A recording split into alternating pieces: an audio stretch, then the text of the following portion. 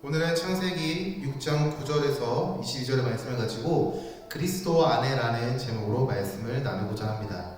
여러분 지난 시간 설교 말씀을 기억하나요? 지난 시간에 하나님께서 세상의 악함을 보시고 심판하시겠다는 말씀이었습니다. 그 가운데 하나님께서는 한 사람에게 은혜를 허락하셨고 그를 구원하시겠다는 계획을 보이셨죠. 오늘은 홍수 심판의 자세한 내용을 서술하고 있습니다. 오늘의 말씀은 노아가 어떠한 사람이었는가로부터 시작하고 있습니다. 창세기 6장 9절에서 10절의 말씀입니다. 이것이 노아의 조건이라. 노아는 의인이요 당대의 완전한 자라. 그는 하나님과 동행하였으며 세 아들을 낳았으니 셈과 함과 야벳이라.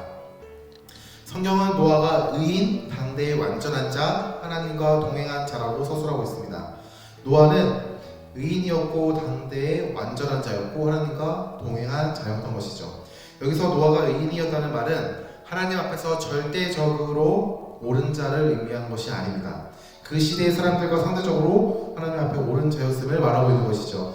노아는 죄가 당연시 되었던 그 사회 가운데 그래도 하나님의 말씀에 순종하기 힘썼던 자였다는 것이에요.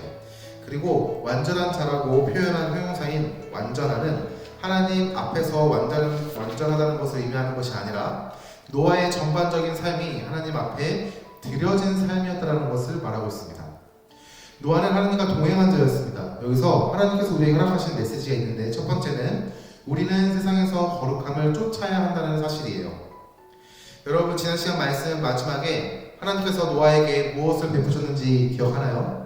그것은 바로 은혜입니다. 창세기 6장 8절의 말씀을 보면 이렇게 말하고 있습니다.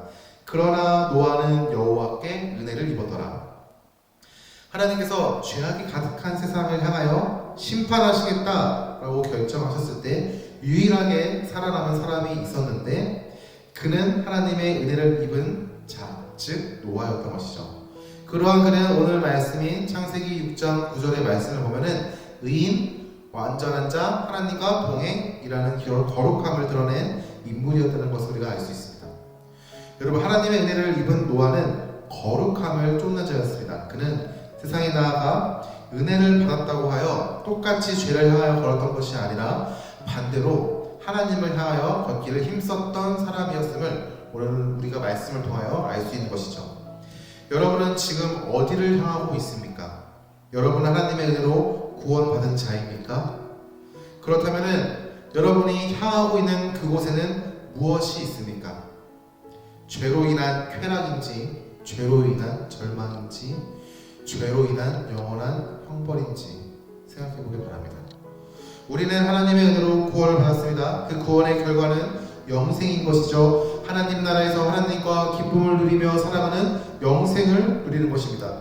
그러한 귀한 선물을 받은 우리는 현재 살아가는 삶 가운데 거룩함을 쫓아가며 살아야 할 줄 믿습니다. 우리가 달려나가는 방향은 세상의 기준과 가치관과 반대의 방향을 향해 나아가는 것이죠. 세상은 죄를 죄라고 고백하지 못하고 죄 가운데 하나님을 바라보지 못하고 그것을 당연하게 여기지만 우리는 그것들을 향해 발걸음을 돌이켜 거룩하신 하나님의 말씀을 따라 살아야 한다는 것이죠. 노아는 은혜를 입은 자로서 하나님의 말씀, 거룩함을 쫓은 사람이었습니다. 우리가 그러한 삶을 살아갈 수 있기를 간절히 소망합니다.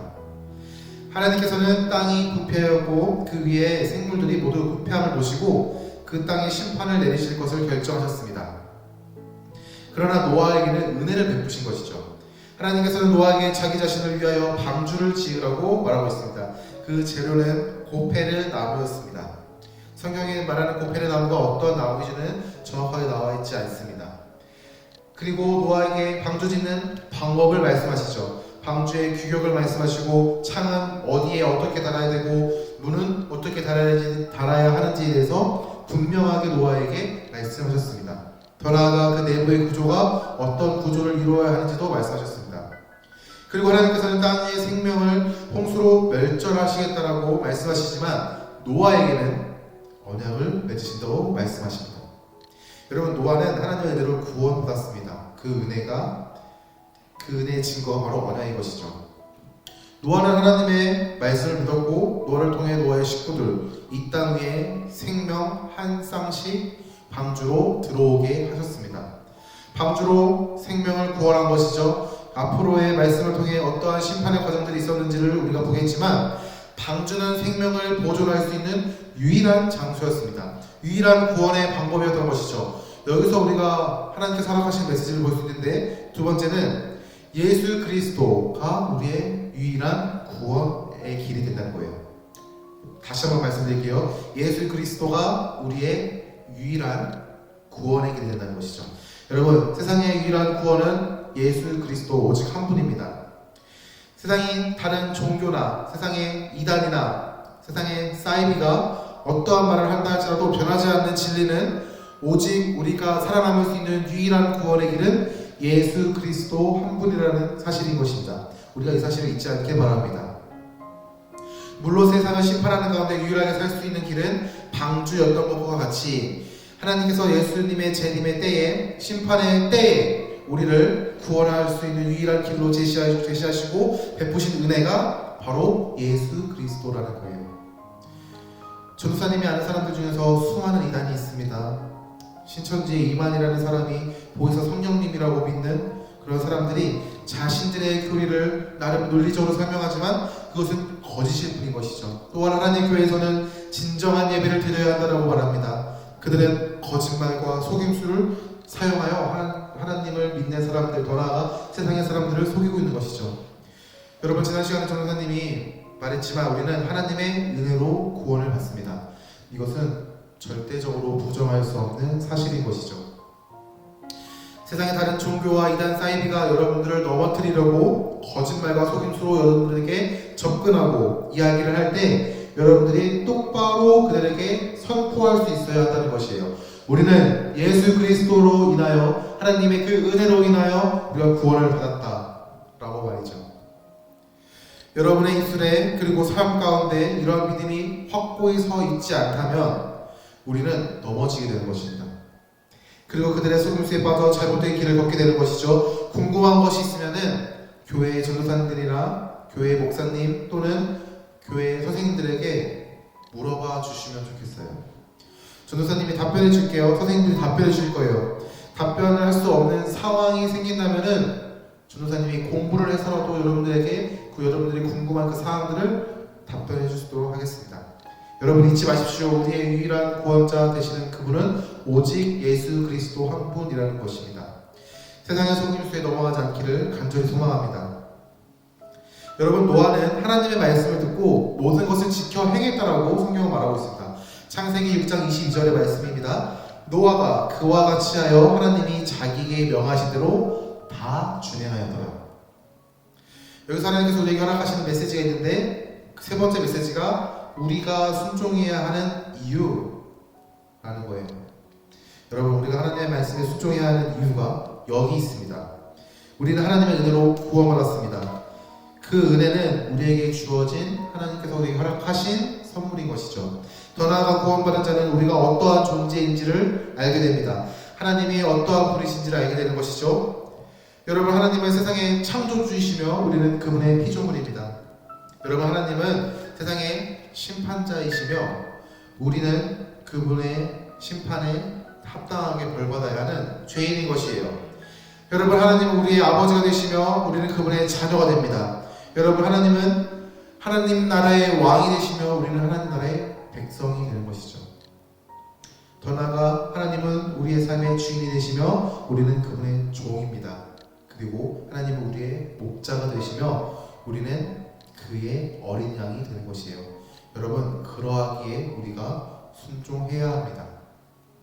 더 나아가 우리는 그분의 말씀에 순종할 수 있습니다. 우리의 힘과 능력으로는 하나님의 말씀을 온전히 순종할 수 없어요. 죄를 이길 수 없어요. 마음으로 짓는 죄나 육체로 짓는 죄 모두가 우리를 위협하고 노리고 있습니다. 그런데 하나님이 우리의 왕 되시기에, 우리의 주인 되시기에, 우리의 목자가 되시기에 우리는 하나님의 말씀에 순종할 수 있다는 거예요. 하나님께서는 우리를 내버려 두시지 않습니다. 그리고 그 하나님의 말씀을 순종할 수 있는 힘, 죄 가운데 이길 수 있는 힘, 그리고 능력을 우리에게 주신다는 것이죠. 그리고 도우시는 손길과 도우시는 사람들을 허락하시는 것이죠. 환경을 조성하시고 상황을 역전시키십니다. 우리와 동행하시며 하나님께서 보호하시고 지키신다는 그 사실을 잊지 않게 바랍니다. 우리가 그분의 은혜 안에 있을 때 우리는 하나님의 말씀에 순종함으로 나아갈 수 있는 것입니다.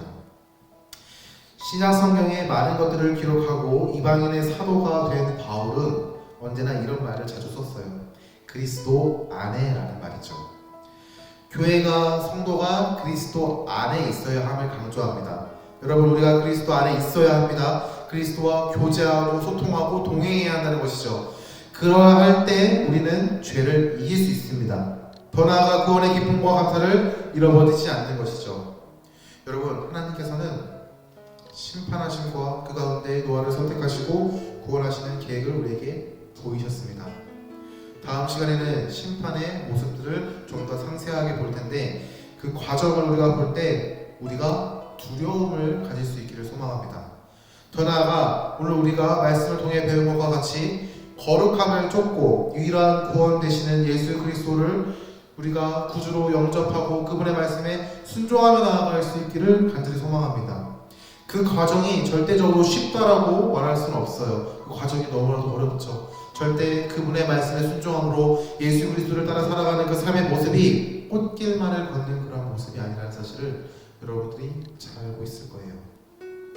그러나 그 과정이 우리의 삶의 참된 소망이요, 참된 기쁨이요, 참된 평화인 것이죠. 사랑하는 더시티 사랑의 교회 청소년부 여러분, 우리가 그 은혜의 말씀에 감사하며 그 은혜에 감사하며 오늘을 또 살아갈 수 있기를 주님의 이름으로 간절히 소망합니다. 우리가 그분의 은혜 가운데 있을 때 우리가 하나님께서 허락하신 그 인도하심에 순종함으로 감사함으로 나아갈 줄 믿습니다. 감사합니다. 기도하겠습니다.